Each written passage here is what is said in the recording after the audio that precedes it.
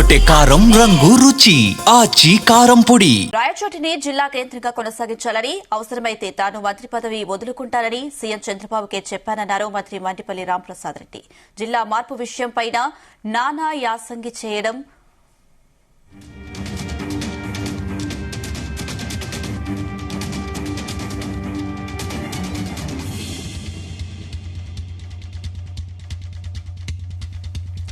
రాయచోటిని జిల్లా కేంద్రంగా కొనసాగించాలని, అవసరమైతే తాను మంత్రి పదవి సీఎం చంద్రబాబుకే చెప్పానన్నారు మంత్రి మండిపల్లి రాంప్రసాద్ రెడ్డి.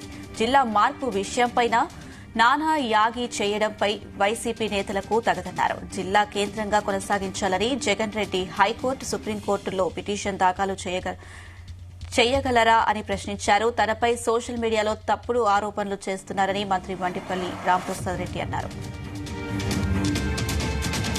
గత 20 రోజుల నుంచి జరుగుతున్న పరిణామాల పట్ల రాయచోటి నియోజకవర్గం, ముఖ్యంగా రాయచోటి పట్టణాన్ని అన్నమయ్య జిల్లా కేంద్రంగా గతంలో ఏర్పాటు చేయడం జరిగింది. ఈ ప్రభుత్వం ఏర్పాటైన తర్వాత రాష్ట్ర వ్యాప్తంగా జిల్లాల యొక్క పునర్విభజన జరిగింది.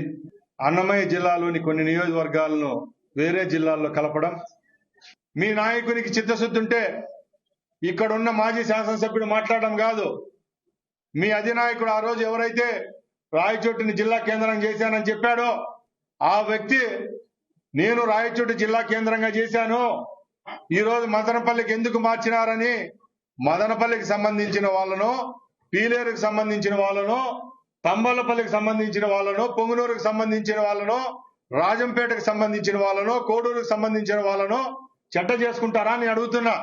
గత 20 రోజులు తెరకొట్టే కారం రంగు రుచి ఆచి కారం పొడి.